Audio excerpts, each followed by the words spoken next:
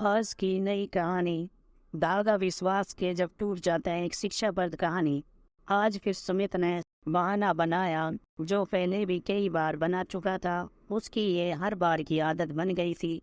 Sorry कहता है पूजा से, मुझे आज फिर देरी हो गई। पूजा क्या कहती है? वो तो जानती थी कि ऑफिस के काम में कितनी देरी हो जाती है, क्योंकि शादी के पहले भी तुम जॉब करती थी। अब मोनिका के जन्म के बाद उसने जॉब छोड़ दी थी और हाउस वाइफ बन गई थी, लेकिन फिर भी वे अपने पति के साथ कंधे से कंधा मिलाकर चलती थी, क्योंकि उसे पता था कि मेरे पति के ऊपर बहुत काम का बोझ है। भले ही पूजा ने ऑफिस जाना बंद कर दिया था, लेकिन वे घर में ही ऑनलाइन काम करती थी और घर के खर्चे में हाथ बटाती थी। उसने कोई काम वाली भी नहीं लगा रखी थी। वैसे भी बच्चों से उसे उसकी कसरत हो जाती थी, क्योंकि बच्चे के जन्म के बाद तो जिम ना जा पाना बहुत मुश्किल हो गया था, क्योंकि वे घर पर ही एक्सरसाइज कर लेती थी।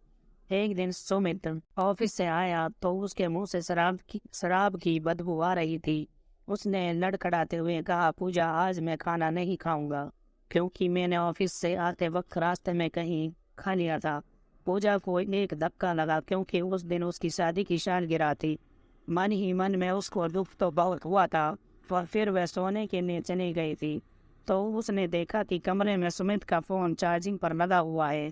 तो उस पर थोड़ी देर बाद एक मैसेज आया, डार्लिंग मिस यू। अब तो पूजा का दिमाग गर्म हो गया और उसने फ़ोन चेक किया तो उसके ऑफिस की असिस्टेंट मनीषा का फ़ोटो, कई सारे गांव वालों की फ़ोटो और मैसेज थे। पूजा उस सब को फ़ोटो को देख लेती है। पूजा समझ गई कि इन दिनों सुमित का अफेयर मनीषा के साथ चल रहा है, इसलिए वह ऑफिस से लेट आता है।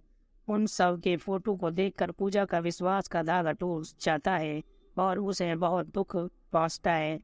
अगले दिन जब सुमित उठता है तो उसका नशा उतर चुका होता है। उसने उठते ही अपना फ़ोन हाथ में लिया और सारे मैसेज और फोटो को चेक किया तो उसमें आई हेट यू लिखा हुआ था। फिर सुमित समझ गया कि सारे मैसेज पूजा ने पढ़ लिए हैं। सुमित का चेहरे पर शर्मिंदगी के भाव दिख रहे थे और पूजा के पास आता है, मुझे माफ़ कर दो पूजा, मैं बस थोड़ा बहक गया था। आजकल मैं मनीषा के साथ समय बिताने लगा था।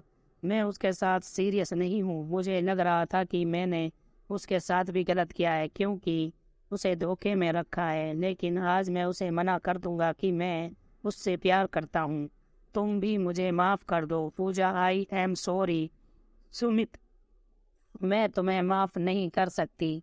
मैं अपना घर बार छोड़कर तुम्हारे पास आई थी, तुम्हारा घर संवारा, तुम्हारे बच्चे की देखभाल करती थी। इससे मैंने अपना कैरियर भी ख़त्म कर दिया, क्योंकि तुमने पति पत्नी के बीच का विश्वास के धागे को तोड़ दिया। इसलिए मैं तुम्हें छोड़कर जा रही हूँ, हमेशा हमेशा के लिए, आपकी ज़िंदगी से। इतना कहकर सुमित को अकेला छोड़कर पूजा ने अपनी बेटी मोनिका को गोद में लेकर चली जाती है। पूजा अपने स्वाभिमान को चुनती है और अपना बैग लेकर आगे अपनी जिंदगी जीने का निश्चय कर लिया। वैसे भी पूजा के लिए बहुत आसान नहीं था, क्योंकि उसका विश्वास सुमित ने तोड़ दिया था और अब दोबारा से न मिलना। इसलिए उसने अपनी बेटी को घर गृहस्थी के लिए समझौता न करके अपनी स्वाभिमान को चुना। हर इंसान को अपना स्वाभिमान सबसे पहले रखना चाहिए, क्योंकि एक बार स्वाभिमान टूट गया तो अस्तित्व भी समाप्त हो जाता है। फिर उसे दूसरों के इशारों पर नाचने से कोई नहीं रोक सकता। वह खुद को बहुत ही अधूरा महसूस करता है। इस तरह पूजा वहाँ से दूसरे शहर के लिए चली जाती है और वहाँ पर जाकर अपने फिर से जॉब की तैयारी करती है एक कंपनी में, और उसको वहाँ पर जॉब मिल जाती है स्टाफ मैनेजर की। इस तरह वह अपनी पूरी ज़िंदगी और अपनी बेटी के साथ गुजारती है। इसलिए कहते हैं कि पति पत्नी के बीच कभी कोई बात छुपी नहीं होनी चाहिए, क्योंकि इससे हमेशा एक दूसरे के बीच का विश्वास खत्म हो जाता है। अगर आपको हमारी ये कहानी अच्छी लगी हो तो हमारे चैनल को सब्सक्राइब करें, लाइक करें, शेयर करें और कमेंट जरूर दें।